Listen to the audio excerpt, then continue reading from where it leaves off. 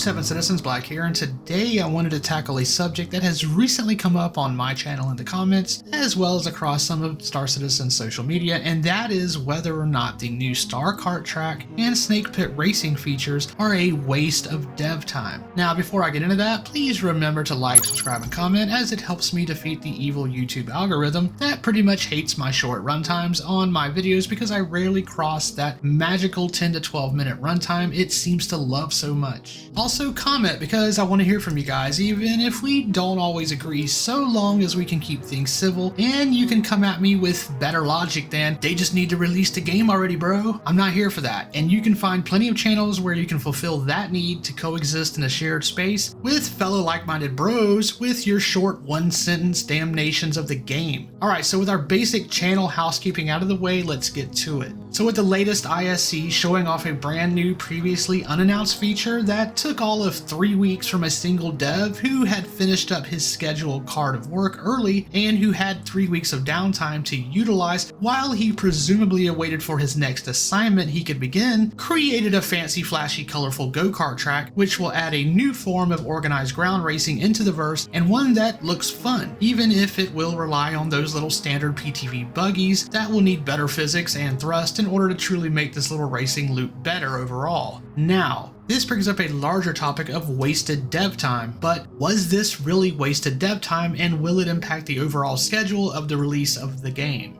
I've had a few comments on my channel, and of course on Twitter and Reddit we've seen mostly positive commentary on this addition, but there are of course a few who have felt this was a waste of dev time, or why they aren't fixing elevators or AI issues or other game-breaking bugs instead of adding fluff. So first off, the reason why this particular dev was tasked with this feature has mostly to do with what this dev does on a daily basis, that being some form of environmental artist or planetary scene outpost creation, and the fact that he had downtime due to him finishing up his assigned work ahead of schedule with 3 weeks to burn. Now, what many armchair game developers fail to comprehend is that the idea of game project schedules for the various teams and how they are dependent on each other. So for instance, a vehicle artist will be tasked with working on the initial modeling of a ship, which they call whiteboxing, where they're trying to figure out the space of a ship and how various elements will fit together, such as dimensions of the cockpit, cargo hold, or living spaces, such as the kitchens and bathrooms, etc. Now, I haven't lost you here, hopefully. Then, this same artist might not be the same one who takes it to the next stage, where gray boxing comes into play, which is a more finalized form of the ship. So when that whiteboxing artist is done with their scheduled task, they might not have another item on the schedule to work on until another ship further back in the pipeline is completed to hand off to them. Now that example shows exactly what happened here. This environmental artist finished their project early and could have been given another task. But what if bug fixing is not in their arsenal of knowledge, which is pretty much likely? I mean, surely you don't think that an environmental modeling artist is the same dev that can fix programming issues with AI or elevators, do you? Just because our friendly environmental artist was finished early certainly does not mean that they can tackle the specific issue that you, the armchair dev, think they should be tackling. The fact is that the main hardcore issues that the game faces will require probably more substantial time by some of the more senior programmers than not, which is why those issues are still not fixed, because those programmers have an already heavy workload and do not get free time like an artist would. Game development for many games is often bottlenecked by the underlying tech programmers, and certainly not art.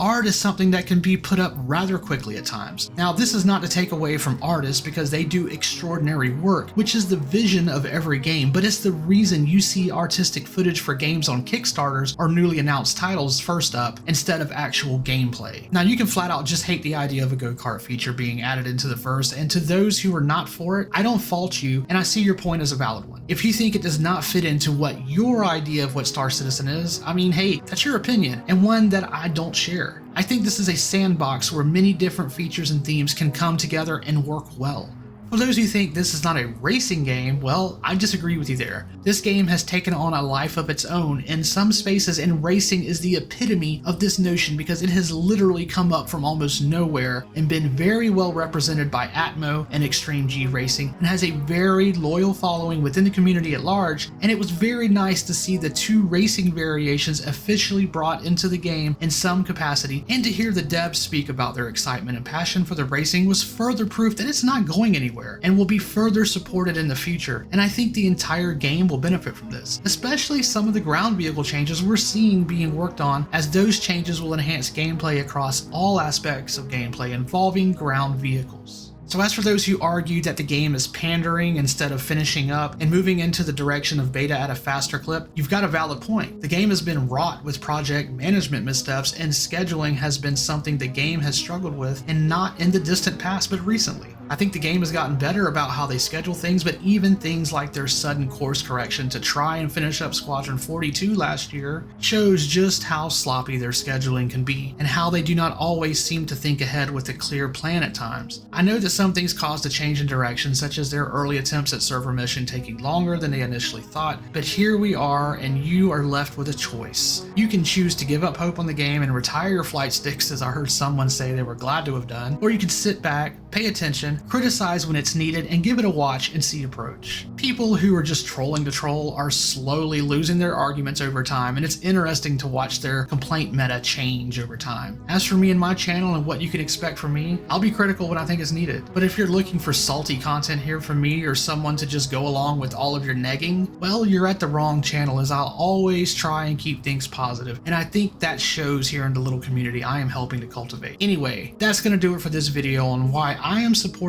this particular dev derail of time and effort, because I think this go-kart track will do more for the game than fixing some random mesh overlap, which is probably what this dev would have had to do. One last thing, because it just popped in my mind, but allowing your devs to branch out from time to time and work on something fun and passionate, even if it's only once a year, it's a great way to improve morale and a team member's self-worth. This endeavor looked like a reward for these two developers, and I'm sure all of the love and praise they have or will receive from the community and their teammates has made their time immensely more enjoyable. And so to Martin Mills and the Manjapanic, I thank you on behalf of those who are fans of the racing community. That's going to do it for this video. Remember to be kind to your fellow gamer, embrace the race, and stay positive, citizens.